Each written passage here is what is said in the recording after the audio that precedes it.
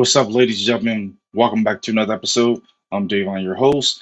I'm basically covering AEW Wednesday Night Dynamite as things was pretty much getting to high gear, as things was smooth as it possibly can get. We had a decent card tonight from start to finish. We had the Young Bucks versus Best Friends in a spot for the quarterfinals for AEW's Dynamite for the Tag Team Championship, which we still got the next following lineups in the win as FTRs as well are in the wins as well when it comes to that following match. Also, we ended up having singles action as Jay White from the Bullet Club Gold took on Billy Gunn, which was a kind of nice to see him Daddy Ass in action. It's been a hot little minute, but you couldn't ask for anything better. We also had women's action. We had Mariah May in action as she basically was taking on Tony Storm, not Tony Storm, but she was taking on Thunder Rosa. Couldn't ask for anything better when it comes to the women's division. Also, we had an appearance from Chris Jericho and Hook, known as LionHook, which everything was a nice little decent promo, and things pretty much went squared away from there. As well as the kickoff of the show, things went smoothly, and you couldn't ask for anything better. But let's go ahead and jump into this AEW Dynamite as things was on all cylinder. We ended up having Adam Copeland coming out to kick off AEW Dynamite as things was in good faith and spirit when it came to him basically coming out, popping up the crowd, pretty much keeping everything in a nice transition. And the crowd really was fully digging Adam Copeland in the most hot way, basically, from everything from his promos, his deliverance, everything that he pretty much was just structuring, pretty much talking about, basically. It was pretty chill. He really got deep. Some fans was kind of booing when he mentioned WWF and WWE, well, formerly known as WWE's former name, but basically the fans booed it. But he said, "Hey, if you're a fan of professional wrestling, you will love just about every single promotion from NWA to all the other promotions that he saw, including seeing Owen Hart's debut match and everything in between." And he had a whole lot to say when it came to WWE. He pretty much talked about just about everything that was going on, everything that he basically had to say out of his chest. He had a lot to say when it came to tonight.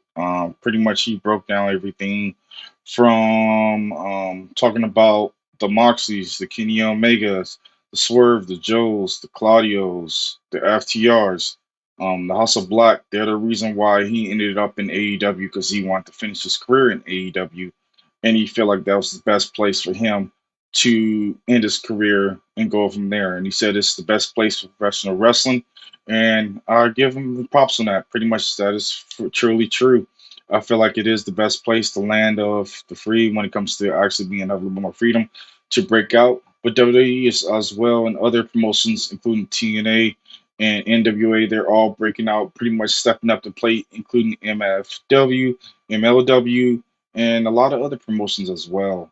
Um, but it pretty much was pretty chill. He was straightforward when it came to his promo.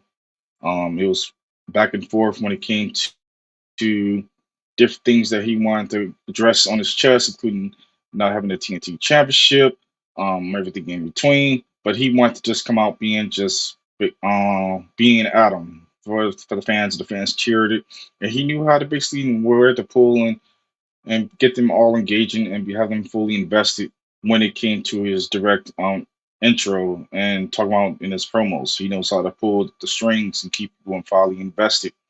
Then he proceeded to introduce Will Ospreay because he felt like he was that was a high regards when it comes to some. Let's push this in. Will Ospreay. Will Ospreay, you couldn't ask for anything better when it comes to him. His aura, him being a decent professional wrestler. He's the top guy right now in any promotion. I feel like he's on top of his game, still so young, and completely in his beginning of his prime. He hasn't even hit his peak yet, which you can't ask for anything better when it comes to Will Ospreay. Ospreay know how to deliver. He knows where to put himself when it comes to working with talent, chemistry, getting those nice high spots, and things really know how to went well from that and just in general. But he went ahead and went it toe to toe when it came to Big Will Hobbs, who came down to the ring with Don Callis, who came on to commentary for the night, and things went pretty smoothly when it came to this match. It was a lot of back and forth, a lot of transitional moves. Couldn't ask for anything better when it came to Will Hobbs. Will Hobbs really displayed his power, and he was something else. You couldn't ask for anything better when it comes to Will Hobbs. He knew how to pull on the strings, everybody, and pretty much keep things invested. And he's really is into his own. And Will Ospreay really knew how to sell as well when it came to all the moves that basically Hobbs had counters for. And he was a big man that you pretty much couldn't just leave in a win when it came to tonight. They went back and forth. It was a decent match. Ospreay knew how to get involved in this match and keep the fans highly invested, and you couldn't ask for anything better. But Will Ospreay wasn't a easy task to get past, as he knew how to get involved in things and pull off his strength. But Ospreay was able to get the victory with the hidden blade, as he's able to come off with a traditional move and hitting off with a couple of traditional kicks, and was able to put away the big man for the 1, 2, 3. But the post cap happened afterwards with the victory, where Don Callis came in the ring as well and was trying to raise both competitors' hands. But they got in, Will Hobbs basically wasn't feeling it. He got highly upset, and things fully broke down from there. As I'm looking to see what's going on with that whole situation. Are we gonna have the Don Callis family turn on Will Ospreay, or are we gonna see something else where Will Ospreay's gonna basically step it up to the next following level when it comes to him being into his own, and you couldn't ask for anything better when it comes to that big powerhouse just in general. I enjoy everything what he has been doing lately in AEW. They give him a little bit more TV time. You couldn't ask for anything better just from that. Same when it comes to Will Ospreay. Will Ospreay, he's a hidden gem. He knows how to go, and he knows how to pretty much pull the strings and be a true Iron Man when it comes to that square circle, and he knows how to develop his character. He's pretty much came into his own, and I pretty much watched Will when he first started developing himself when he was on the indie scene, but now he's became a more mature man, and he's such a chill guy from as well. When I had met him a couple years back, and you couldn't ask for anything better when it came to just Will Ospreay, just in general. After Will Ospreay was celebrating when Will Hobbs left the ring after being frustrated after that melee great match. Um, Don Callis left with him as well, but then Will Ospreay was celebrating with the fans. The fans were truly into it, and then he's working his way directly up the ramp. And then, of course, as things were really slowly about to break down, we ended up having um, Bryan Danielson ended up making his way down, and things really got really interesting as those two are really getting ready to headbutt pretty soon when it comes to AEW Dynasty. I look forward to seeing that 5-star Classic match. And you can't get anything better when it comes to Bryan Danielson being involved in AEW. Same as well as Will Ospreay. We know we're going to get a 5-star Classic from Dave Meltzer's take, even a couple other people as well. And I look forward to seeing how that match really will conclude and how things really will truly break down. Couldn't ask for anything better when it comes to those two really having that kind of a little seek moment when they cross paths, and you just feel that energy. You get a little bit of goosebumps when it comes to them just basically being into their own, having that aura. They are very confident. Of course, Brian Jensen to his own of his last year of his contract. I believe he's going to be taking some time off because he wants to spend more time with his daughter, as he made a promise to be done after a certain age when she hit up to, I guess, a certain peak. I believe it's about 8 or 7. Um, but other than that, everything really broke down for the next following match, as Lance Archer was a tough task at hand, as Brian Jensen took on Lance Archer. Couldn't ask for anything better when it comes to that big man. That big man knows exactly how to go, and he knows how to pretty much take over a ring. He's been a long term professional wrestler for a while, even back to the prime TNA days. Couldn't ask for anything better when it comes to the big man. The big man really went into his own, really controlled the majority of the match. And this was a decent match, but the hot spot was when he grabbed the security officer and slammed him directly on Brian Danielson.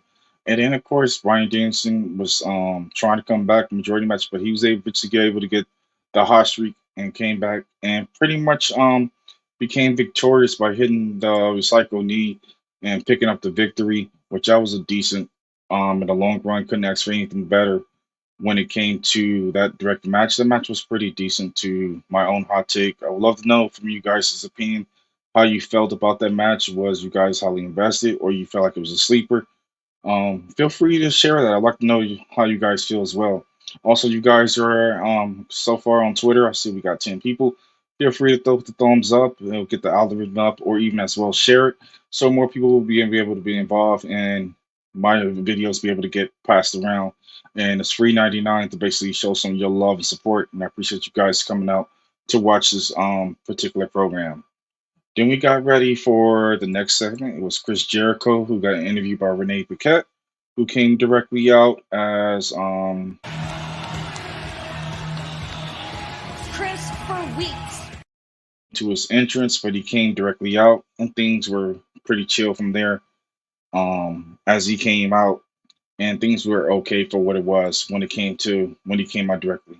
Then also we ended up having Hook coming down as well. When Jericho was into his own, they pretty much had a talk, and basically Jericho asked for him to come down, basically coming out as a direct mentor. Couldn't ask for anything better when it came to Jericho, as they had a buzz talk back and forth. And of course, Jericho said, "You think you know me?" And of course, Hook believed him, of course, and things broke down from there in a nice promo spot as they ended up interjecting themselves and really just conversating back and forth. And things really broke down from there as Hook had pretty much had a lot to say. Same along the lines with Jericho. Jericho had a lot to invest as being a true mentor to Hook. And then pretty much they broke it down when Hook pretty much said that he had everything all set up in the limelight when it comes to them having a match that following Saturday on Collision, as they will be investing themselves and going from there, as things looking to be on the upside, as Hook LionHook are going to be in a tag team match this following Saturday on Collision, as they will be in single and tag team action. They didn't invest their opponents, but then they switch over to another spot, which we had Shane Taylor Promotions. We had, of course, Shane Taylor, and we had Leah Moriarty. Couldn't go wrong with those two brothers. Those brothers have been running Rec Shot and Ring of Honor. If you haven't been checking out a Ring of Honor, couldn't go wrong when it comes to them directly. I'm loving the way how they've been displaying themselves, and they pretty much keeping things on the wraps, keeping it smooth. At first they've been kind of like taking a couple of L's lately, including the whole drama situation. They were in a few with Keith Lee, but of course Keith Lee took a back seat due to health reasons, and things broke down from there directly afterwards. Then we got ready for the next following match. It was the Claim, um, not the Claim, but basically Daddy Ass taking on Kill Switch Jay White. This match was okay. It was pretty decent, back and forth, chain wrestling, everything in between. From my own hot take, I had no problems when it came to this match. It was okay. Kept me highly invested. It was chill for what it was. A lot of back and forth. Even a situation where they had a nice little spot where they basically show Daddy Ass was trying to get involved in the match, but of course he got distracted because the claim was taken out earlier in the night, and things really broke down from there.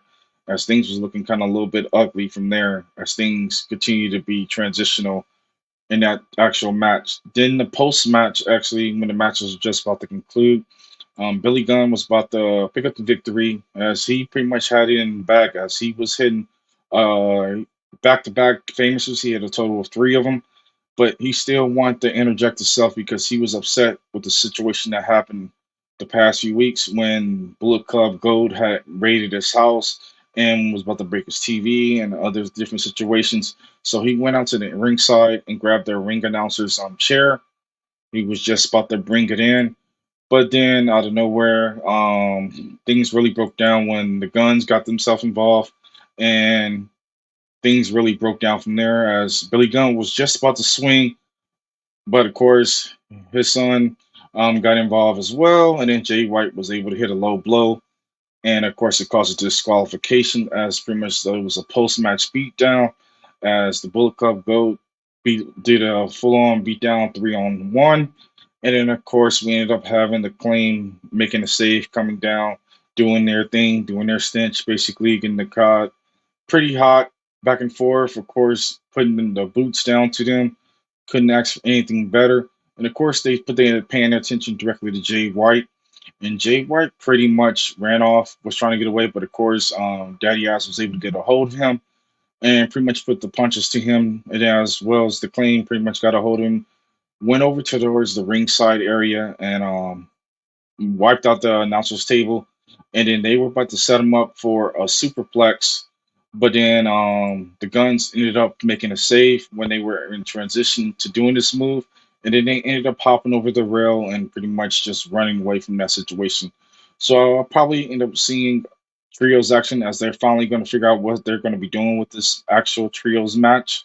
If it's going to happen at AEW Dynasty, please make it title versus title, where we either have it where they have the Ring of Honor titles, trios titles just officially go away.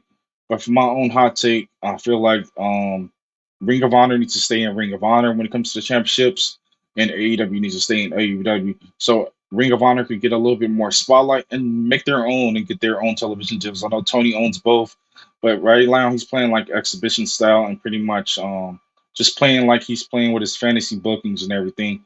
But I need to see a little bit more storytelling and everything between, and a little bit more backbone when it comes to how everything has officially been breaking down each and every single week when it comes to AEW television, and the same thing when it comes to Ring of Honor as well.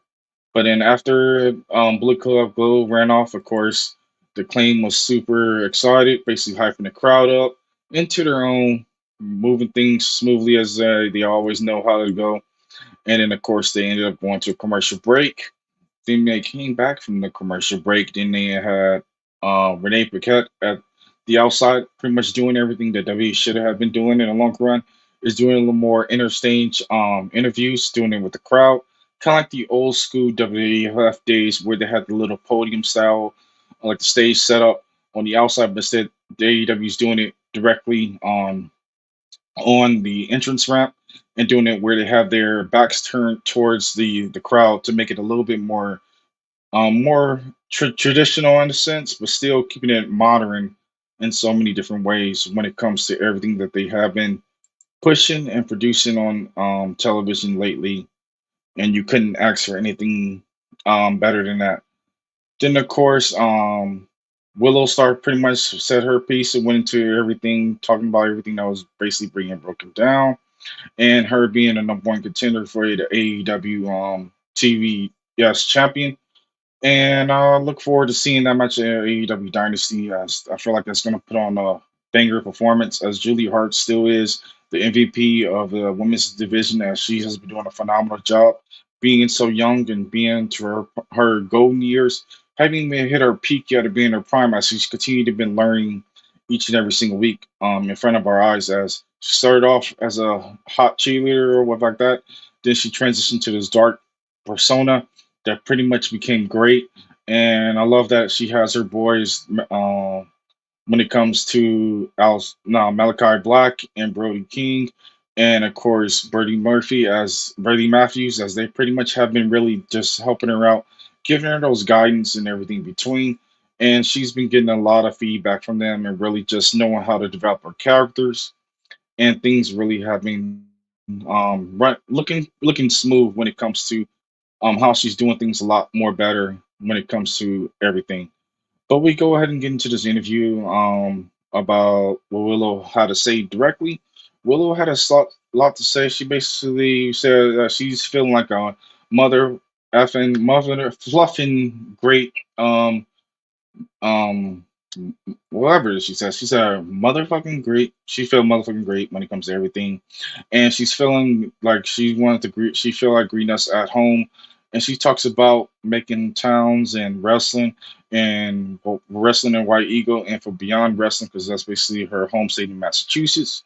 And every time she wonders if a girl like her belongs in wrestling, and the reaction when she gets the tells, and she does, and she applauds. And of course, the fans ended up cheering her and everything in between.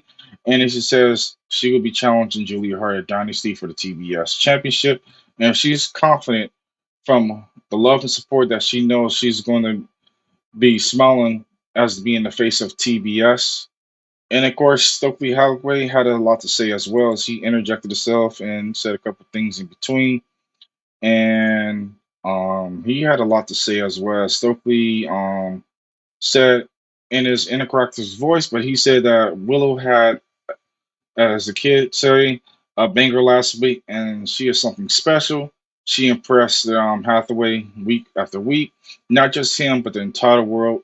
And just think about that directly as yes, the fans have been bringing to their own when it comes to Willow. Willow has been doing a phenomenal job each week, putting on a banger matches, and then now she's getting ready for the next big challenge in the win as she's taking on Julia Hart. And I look forward to seeing how that transitional match happens and things will fully break down for the women's division. But during that interview, we ended up having Mercedes Monet ended up coming out, and of course, she was hyping up the crowd as well. She's from Massachusetts, from Boston area, and she had a lot to say when it comes to everything. And of course, she hyped up that she was home and everything between. And she had a lot to say when it came to everything directly, um, when it came to just why she's there in AEW, and also making a presence and actually letting Willow and the fans know that she will be the next competitor, the challenger when it comes to the TBS Championship. So whoever wins between Willow and Julie Hart, she'll be the next one lining up when it comes to the big city of Las Vegas and next month, as basically we head into Double or Nothing. Hopefully this time around, W Nothing they actually take it serious because when it comes to Double Nothing, they really haven't slacking the last few years and not giving it no love. But I feel like they need to give it some little bit of polish shine and really show that they really love when it comes to Double Nothing. And you can't ask for anything better than that. But after that initial interview, things broke down from there. Then the interview was ended, and then Mercedes proceeded to basically just taunt with her theme and just basically dance with the crowd, and things broke down from there. Then we got ready for the next following match. It was Best Friends in tag team action, which was a variant of Orange Cassidy and Trent Barrella, as they were taking on the Young Bucks, the EVPs, with a new theme. I'm loving the whole thing. They got a whole new pyro set up, and they're coming up with the Cody Vader and everything in between. As this match was pretty good, a lot of back and forth, a lot of transitional moves. Couldn't ask for anything better. Um, Everything in between Chain Wrestling and myself, I enjoyed the tag team match. It was pretty decent for what it was. Even having Sue down there as being a nice manager and got her nice little prime slot of smacking Matthew Jackson in the face and everything between, including saw that sell of Orange Punch, and then of course the high spots in between. And you couldn't ask for anything better when it came to that. And of course, Taylor, the soul food half and half combo. And Tony Schiavone, yes. You got to give the people what they want. as you have to give the fans what they wanted when it came to giving that Eyes transitional hug when it came to the best friends. Then, of course, the breakdown of the match really broke down very quickly as the Young Bucks took advantage of this match of getting the victory using heel tactics and hitting the exposed turnbuckle and picking up the 1, 2, 3 as things really broke down from there as the Young Bucks really broke down. And then, of course, the Young Bucks pretty much taunted Sue afterwards, especially Matthew. Matthew really got under his skin, doing the little crying emojis and everything in between, and things really was getting to its own when it came to everything. But I see I have a total of 200 people liking this actual stream. Go ahead and pretty much let's go get the thumbs up right now. We're right now only at two. But let's go ahead and get the actual thumbs up. I would highly appreciate it. Or if you're on Twitter, feel free to share it as well, so we get a lot more people getting involved into this actual stream. As I appreciate you guys showing the love. As when it comes to sharing, it's free 99, and I have no problem showing that love back in return to when it comes to you guys' content as well.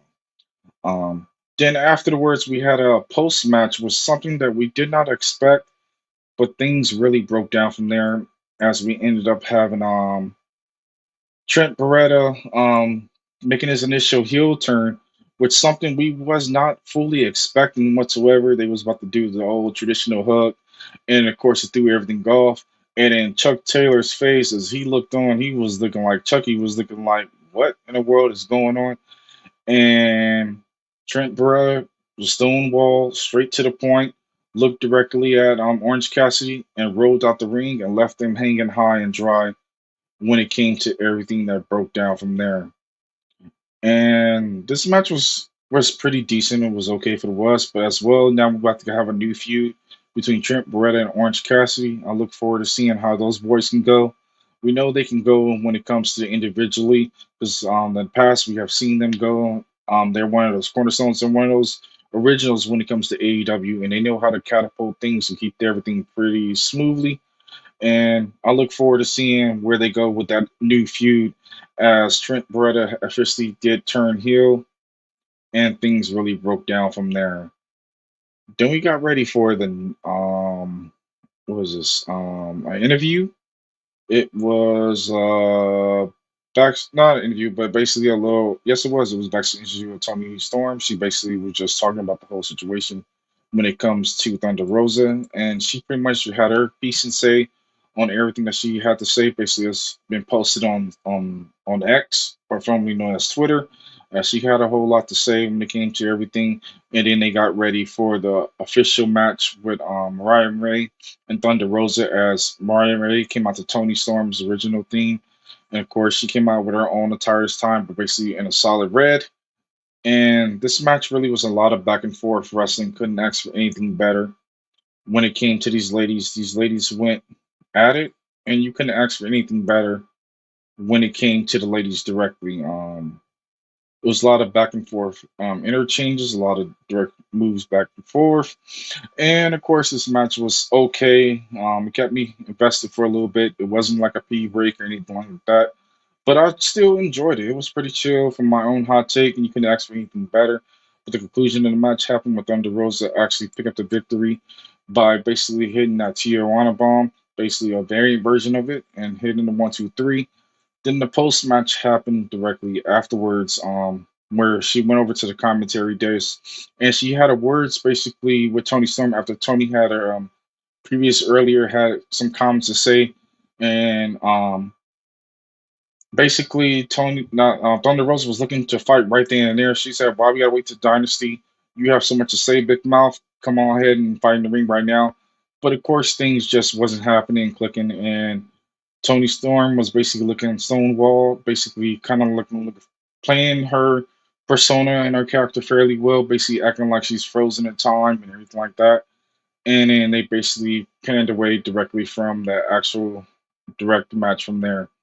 Then we head over to an interview with Penta El Cerro and Alex. Basically, they were doing the backstage promo, and things were really breaking down when it came to everything that Penta had to basically say. And he had a lot to say. He said Penta says the people, and the people are for Penta. And it's time for him to have gold again. And Adam Copeland is taking all comers, and he wants to challenge him to a match for the TNT Championship next week, so the people can have a champion, and that has Amaro Madero. And pretty much, I look forward to seeing that actual match next, following on Dynamite. Can't ask for anything better. That match is going to be phenomenal. You couldn't ask for anything better when it comes to those two brothers. They know how to go back and forth. But this will be the first time they actually meet when it comes to singles action. And it's kind of nice to take that Adams taking on all comers, and he's interjecting himself, being involved. And I look forward to seeing how things really get into the limelight of things when it comes to them meeting next week, which I know the crowd will be highly invested in that. For myself, I really will look forward to seeing how things really break down when it comes to Adam Copeland and as well as Penta. Then we switch gears over for Tony Schiavone, who's in the ring. Basically, he's going over the presiding over the contract situation for the AEW World Heavyweight Championship match for Dynasty. Then the first, he ended up introducing Swerve Strickland, and Swerve comes out hot as normal. Basically, the crowd is really behind it, singing his theme and everything that was majestic about him. And you couldn't ask for anything better when it comes to Swerve. Swerve has been came to his own. He knows how to seek out the crowd. He really knows how to pinpoint. I met him as well a few weeks back, and as well in last October when I went out to Los Angeles. He's a real chill dude. Couldn't ask for anybody better. Who's basically humble, respectful, but at the same time, he knows how to go when it comes to the ring. And I enjoyed when he does the ring on and off when it comes to the ring directly. And then of course, Tony Schiavone ended up introducing Samoa Joe, and Samoa Joe has always been a great dynasty when it comes to everything. A true powerhouse, a true beast into his own right as well. And you couldn't ask for anything better. And it's about time that Samoa Joe has got the top card.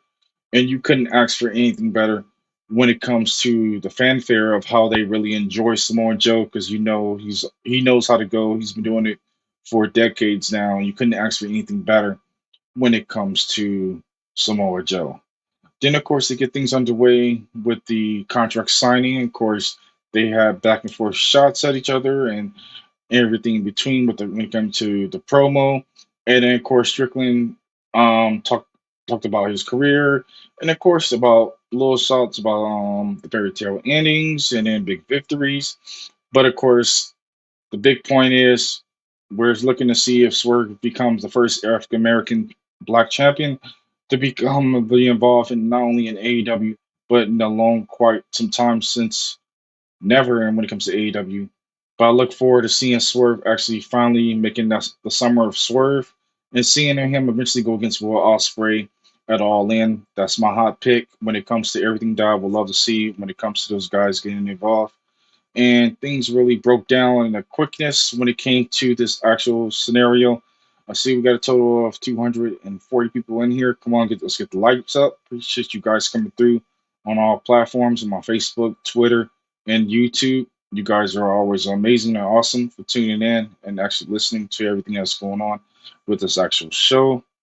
Then, of course, more things broke down when Swerve said something directly to Samoa Joe that basically provoked him, and things really just broke down from there. Um, when he really got under Samoa Joe's skin, Samoa Joe was trying to stay calm, cool, and collective, but he just was just waiting for that right time, and then he basically just struck from there as things really just fully just broke down. But that punch was a nice sell when it came to everything that went down. And then of course when Swerve got that chokehold, and then you saw him when Samoa Joe turned around and Swerve's eyes pretty much popped out of his head, like you couldn't see anything else. He was like, "Oh shit, I get myself in trouble. I don't know what's gonna happen when it comes to that directly." And then things proceeded to really get out of hand and really just got really superheated. Look at this. Those rapid punches to the back of the head, neck area. Yeah, it doesn't matter where Joe connects with that, Taz. That is very, very dangerous. Things really interjected itself and really broke down as Swerve ended up getting busted open after this interchange and this actual confrontation. And then, of course, they show everything from there as Samoa Joe left out the ring. Swerve was Signed it in his own blood, man. I don't think I've ever seen that. Swerve Strickland. Samoa Joe. better when it came to that. And then when that happened, pretty much everything really just broke down from that when Swerve signed everything in blood. And you couldn't ask for anything better when it came to Samoa Joe and Swerve. They really knew how to sell. They got under the fans. The fans were really chanting, "Holy shit!" But the conclusion, Samoa Joe delivering a very powerful message to his challenger at Dynasty. things really broke down as once he dropped Swerve, that was the end of the bag of that, where he pretty much was playing no games when it came to what he felt. He got provoked, and Samoa Joe pretty much handled business from there. But I feel like them boys are really gonna go. You're gonna get some great work when it comes to them. They're gonna pretty much make a symphony, and you guys will pretty much be on a nice little ride when it comes to Samoa Joe and Swerve. So I look forward to seeing how things really break down. But I appreciate you guys coming through and showing your love and support. You guys are always amazing for you guys tuning in for the night. But I hope you guys are going to be tuning in for this week on Friday, as well as I will be doing the show post review when it comes to Friday Night SmackDown, as well as TNA Impact is following Thursday for tomorrow night. And then I will be interjecting for Saturday, which we know we're not going to be having any collision due to sports being involved as well. and I will be watching WrestleMania in the wind for Saturday and Sunday. But I appreciate you guys coming through. Post your comments down below, like, comment, subscribe, and let's go ahead and get it to 1,000 subscribers over here on YouTube. And I appreciate you guys, and I'll catch you guys on the next one. Peace.